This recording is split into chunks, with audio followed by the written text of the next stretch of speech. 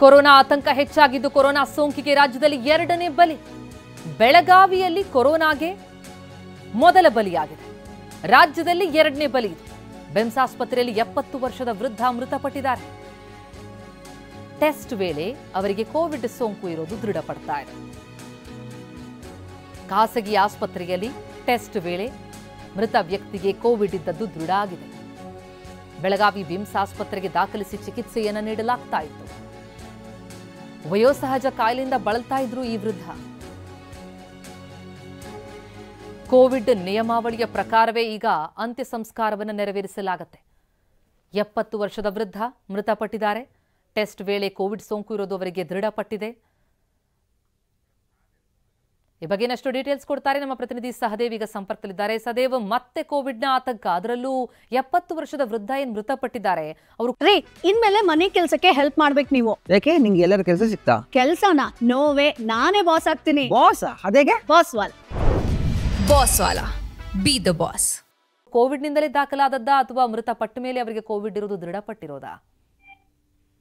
ಹೌದು ಪ್ರತಿಮಾ, ಏನು ಬೆಳಗಾವಿಯಲ್ಲೇ ಕೋವಿಡ್ಗೆ ಮೊದಲ ಬಲಿಯಾಗಿದೆ ಅಂತ ಹೇಳ್ಬೋದು. ನಿನ್ನೆ ಅಷ್ಟೇ ಬೆಳಗಾವಿಯ ಬಿಮ್ಸ್ ಆಸ್ಪತ್ರೆಗೆ ಇವ್ರನ್ನ ದಾಖಲಿಸಲಾಗಿತ್ತು. 70 ವರ್ಷದ ಇವರು ಬೆಳಗಾವಿ ತಾಲೂಕಿನ ನಿವಾಸಿ ಅನ್ನುವಂಥದ್ದು.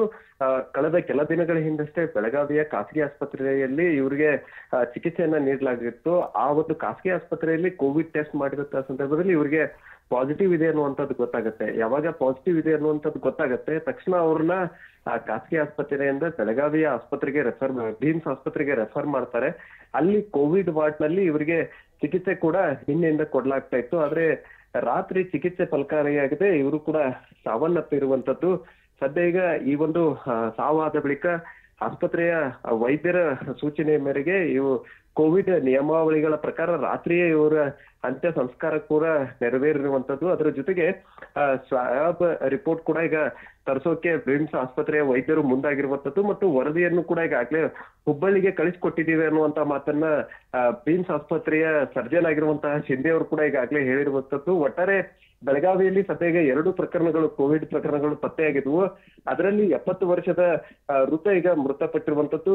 ಇಡೀ ಜಿಲ್ಲೆಯ ಜನರು ಕೂಡ ಆತಂಕಕ್ಕೆ ಒಳಗಾಗಿದ್ದಾರೆ ಮತ್ತು ಹೆಚ್ಚಿನ ರಿಪೋರ್ಟ್ ಗಳನ್ನ ಮಾಡ್ಬೇಕು, ಅಂದ್ರೆ ಟೆಸ್ಟ್ ಗಳನ್ನ ಮಾಡ್ಬೇಕನ್ನುವಂತ ನಿಟ್ಟಿನಲ್ಲೂ ಕೂಡ ಈಗಾಗಲೇ ಕೇಳಿ ಬಂದಿತ್ತು. ಆ ನಿಟ್ಟಿನಲ್ಲೂ ಕೂಡ ಈಗ ತಯಾರಿ ಮಾಡ್ತೇವೆ ಅನ್ನುವಂತ ಮಾತನ್ನು ಕೂಡ ವೈದ್ಯರು ಹೇಳಿರುವಂತದ್ದು. ಪ್ರತಿಭಾ, ಥ್ಯಾಂಕ್ ಯು ಸಹದೇವ್ ತಮ್ಮೆಲ್ಲ ಮಾಹಿತಿಗೆ.